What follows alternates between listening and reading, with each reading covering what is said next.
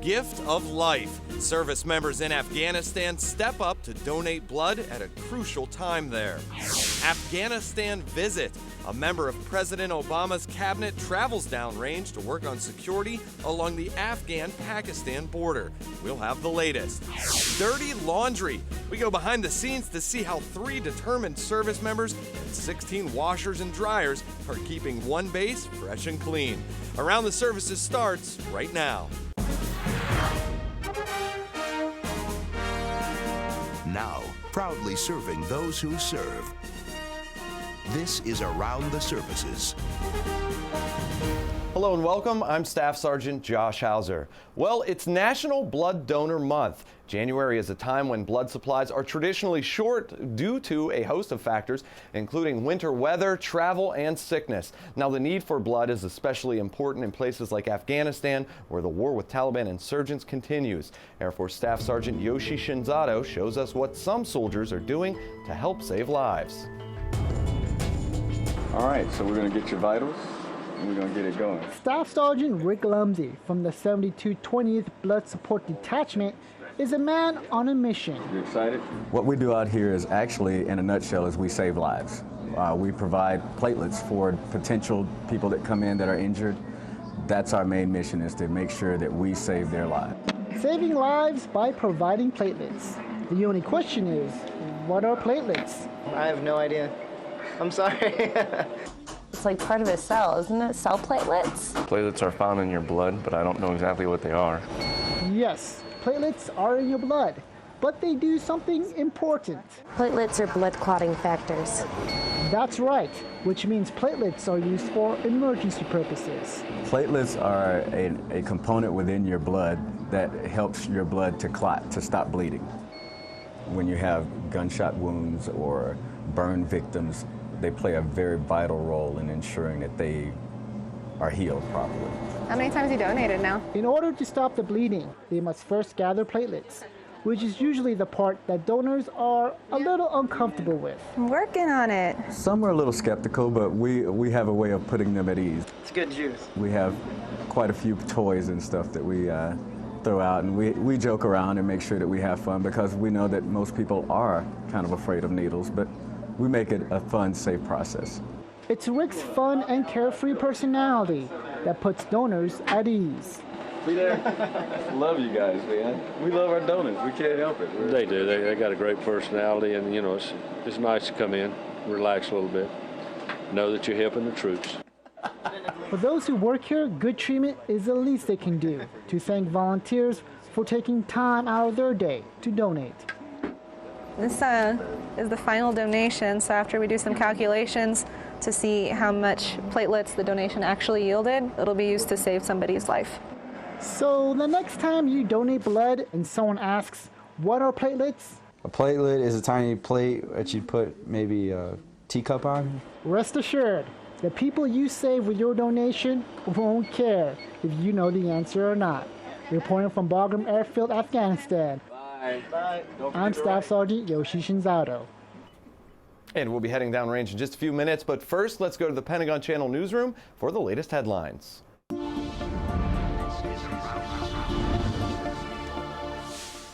I'm Petty Officer Michael Wilkin. Well, it's back to work for the Commander-in-Chief. President Obama and the First Family arrived back at the White House Tuesday morning after spending the holidays in Hawaii. Later in the day, the President is expected to meet with Defense Secretary Robert Gates in the Oval Office. Authorities in Delaware are investigating the death of a former defense official whose body was found in a landfill. Investigators say they are retracing John Wheeler's steps in the days leading up to his death. Police are not saying how he died, but have classified the case as a homicide. Wheeler graduated from West Point in 1966 and went on to serve in 3 administrations. He's perhaps best known for his efforts to build a Vietnam Veterans Memorial in Washington, D.C. And a suicide prevention task force for troops and veterans has been added to the National Action Alliance for Suicide Prevention. The alliance was launched last year by Defense Secretary Robert Gates and the Health and Human Services Secretary. The alliance also receives input from the VA. The military suicide rate has increased steadily over the past 5 years, exceeding the national average of 11.1 suicides per 100,000 people. Last year, the military averaged 12.5 suicides per 100,000. And for more military news, you can head online to pentagonchannel.mil. I'm Petty Officer Michael Wilkin.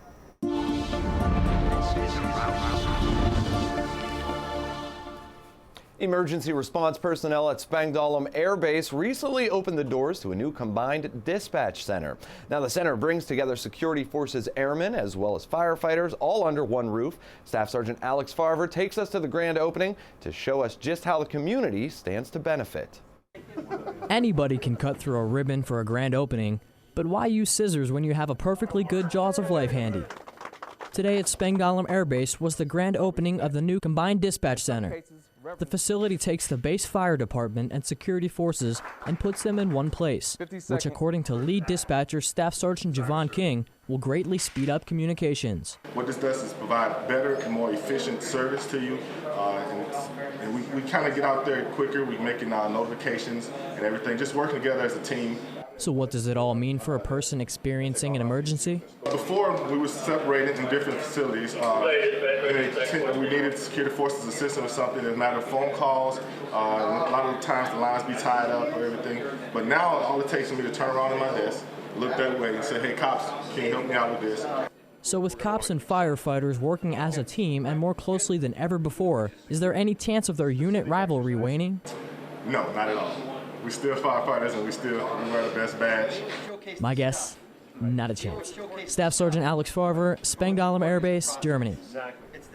And coming up ahead on Around the Services, the Navy is changing the way it publishes personal information online. But first, Afghanistan visit. Homeland Security Secretary Janet Napolitano meets troops and works on improving security. Downrange is next.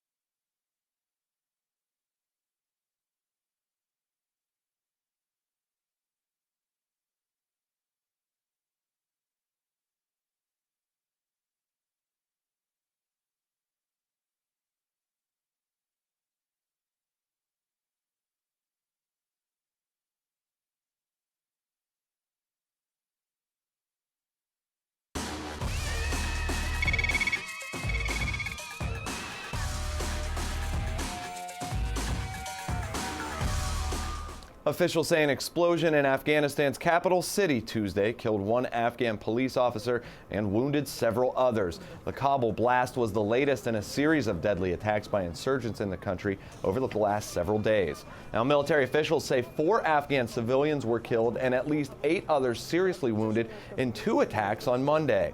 The violence comes as Afghan and coalition forces seized numerous enemy weapons during patrols in the eastern and southern parts of Afghanistan. U.S. and NATO troops found weapons caches containing assault rifles, RPGs, mortars, and landmines. Well, the commanding general of Afghanistan's Regional Command North, German Major General Hans-Werner Fritz, says the growing partnerships between coalition and local forces is improving the security situation. I can say our partnership has really produced tangible results. We have improved the security in our region. We have a good combination of operations between the conventional forces as well as the special forces, which is an excellent mix, doing very well.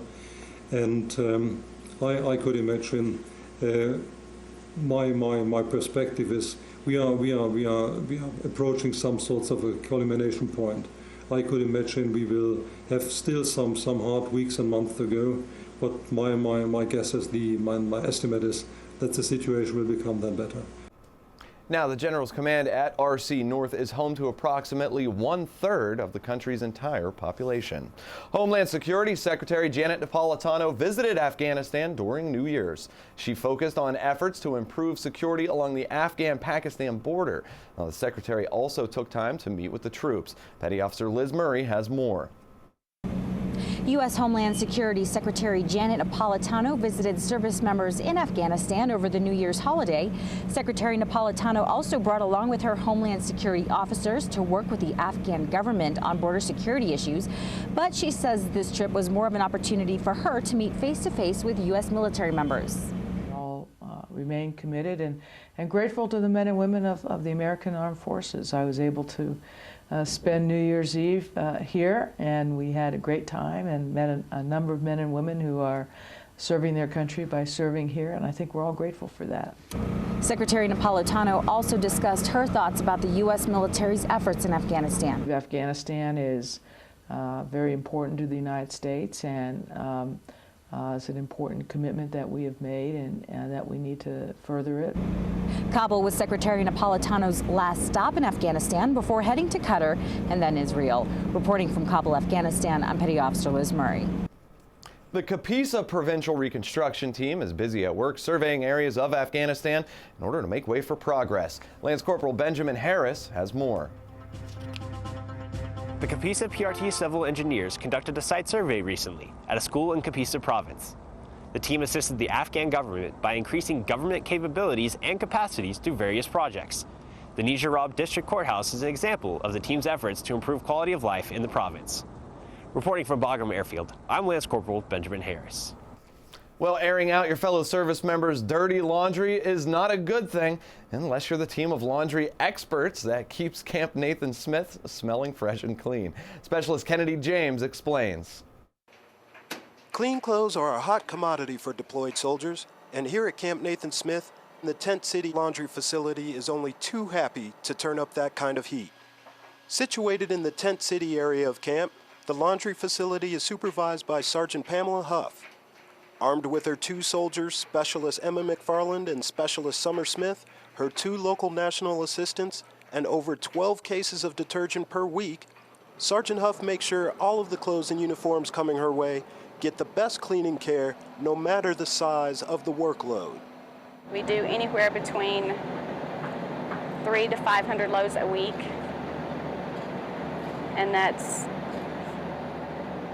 supporting the entire FOB. Water trucks arrive twice a day to fill both of the 5,000-gallon tubs outside, while inside, the 16 washing machines and 16 dryers operate non-stop. Providing daily laundry service to an entire Army camp in the heart of Afghanistan may seem daunting to most, but these 3 soldiers not only handle the challenge, but seem to thrive from the experience as well. Sergeant Huff exemplifies the support and willingness that the staff shares even under harried conditions. I'll do all their laundry, get it done, get it back to them, which is in a few hours. And just, they're so thankful, they're so grateful of that. And that makes my day when I can help someone else. Reporting from Camp Nathan Smith in Kandahar, Afghanistan, I'm Specialist Kennedy James. I'm sure those soldiers certainly are appreciated. And that's a look at what's happening downrange. Remember, you can always download or watch these stories anytime on demand at pentagonchannel.mil.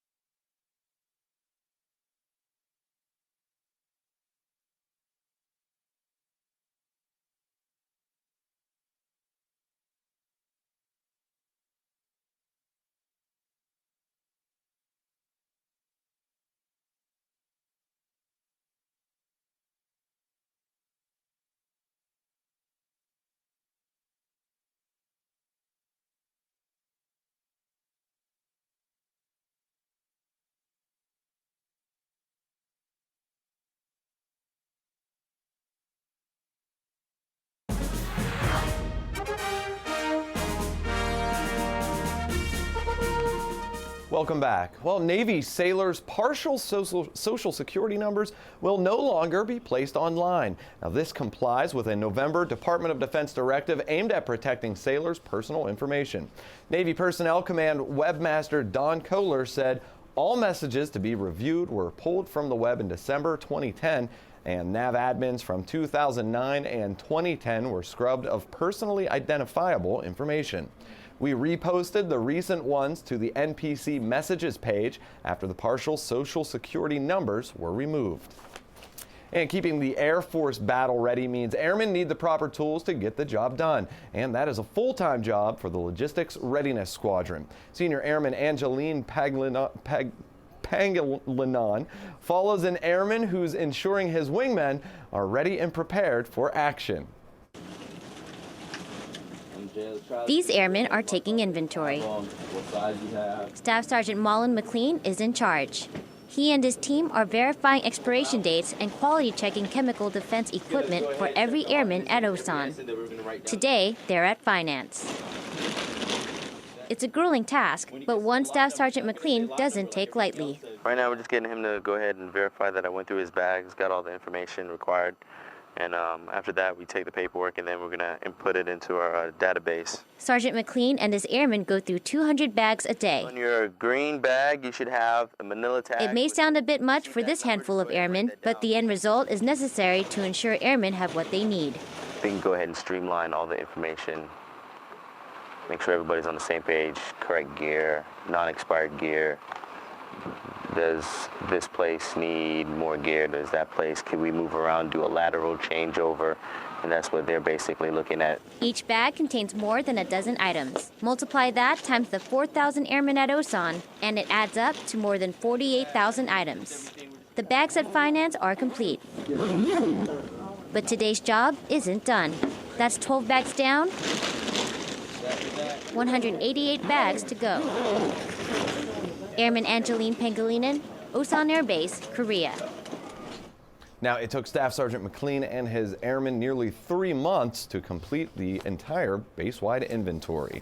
And in addition to equipment, airmen need to be prepared for real-world scenarios as well. At Lajes Air Field, this group of staff sergeants recently received mentoring from other NCOs during a non-commissioned officer's professional enhancement course. For 4 days, students received briefings and talked about their military experiences, such as standards and discipline, as well as counseling and mentoring. The NCO Professional Enhancement course is a course that augments but doesn't replace information that's taught at basic training, technical school, auxiliary training, professional military education, as well as on-the-job training. Now, by attending the NCO Professional Enhancement course, these staff sergeants say they're building on their leadership skills and creating a new network of friends. Efficiency is a big deal for airmen when it comes to receiving packages in a timely fashion from the official document center. At Incirlik, Turkey, Senior Airman Natalie Anderson explains how a yellow slip can help shorten that wait. The official document center is responsible for sending and receiving everyone's mail. They receive thousands of packages every week and work hard to make sure you know when your package is in. ODC personnel put a yellow slip in your box when a package arrives. They issue hundreds of those slips throughout the day, and you must provide that slip at the front window to receive your package. Postal Specialist Staff Sergeant Laura Henderson says the holidays are the busiest time of the year. Everyone expects a package, and for some, the wait in line is too long. That's why we tend to have people leave their slips in their box, so in case the line's too long, they can come back and get it. Many people take their slips home when they pick up their mail and often lose them, and that can lead to longer wait times for you. If we have time, we'll look in our computer system to see if they have a box. If we can't get in the system, then we have a second notice program, and it hits every 5 days, and we're constantly looking for boxes that have been left on the shelf by itself. ODC personnel urge you to keep that in mind and leave your slips in your mailbox the next time you don't have time to pick up your package. Senior Airman Natalie Anderson, Incirlik Air Base, Turkey. Now, airmen with the 35th Security Forces Squadron at Misawa are working with Japanese police dog handlers in order to enhance each other's capabilities. Petty Officer Sean Spratt shows us how. Service members on Misawa Air Base work continually to maintain a strong relationship with their host country, and sharing knowledge is a key component to that success. Here at the 35th Security Force Squadron, we have a very robust relationship with the local police departments, as well as prefectural headquarters and police departments up in Amori City. The individuals that you see here today are Japanese police officers, dog handlers, that work in the city of Amori. And they've come down here today so we can share capabilities and understanding of how each program operates. The interaction gives both parties an understanding of the different ways that working dogs are trained. It's a big difference that I know today. Same dog. My dog and the military dog is the same dog, but different job. My dog's job is a search and rescue dog and the police dog. And although these dogs have different skill sets, it brings more flexibility to the community. Today we demonstrated our capabilities that our military working dogs are capable of conducting, i.e. searching for people in buildings, detecting narcotics. Now she knows there's odor there, so she's bracketing to it. I hope to be able to train these guys, because as far as I know, they said their explosive detector dog is located in Sendai, so that's like 2 hours away. So maybe we can get these guys that are closer within the area, help benefit the community around here in case they get, those types of calls. But the learning and sharing doesn't end here. Eventually, the next stage, we'll do the opposite. Maybe we'll go see them, or they'll bring their dogs down here and demonstrate to us what they can do with their capabilities. And then by that cross flow, we can learn from each other and potentially train our dogs in very similar tactics that are being used by each individual or each service. Something that's kind of unique in the opportunity that we have for being here in northern Japan. Petty Officer Sean Spratt, Misawa Air Base, Japan. And coming up next on Around the Services, we're turning the spotlight on Sigonella's wrestling champs as they prepare for another season. We'll meet the team next.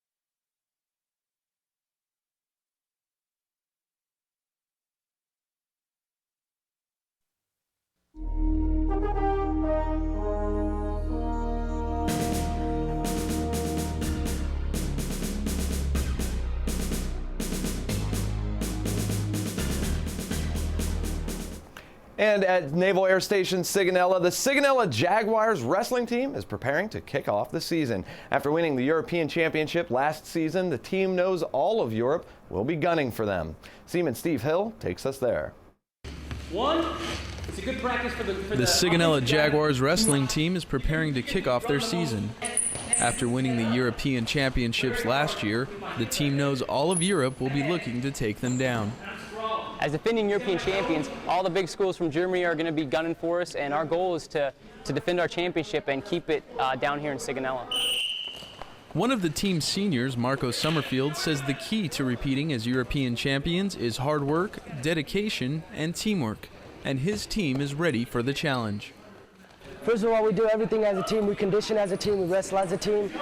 And, we got to know that without your team, you're nothing. I mean, wrestling's kind of an individual sport, but in order to win a championship, you got to work as a team. Seaman Steve Hill, Sigonella, Italy. Well, that's our show. I'm Staff Sergeant Josh Hauser. For everyone here at the Pentagon Channel, Thanks for watching.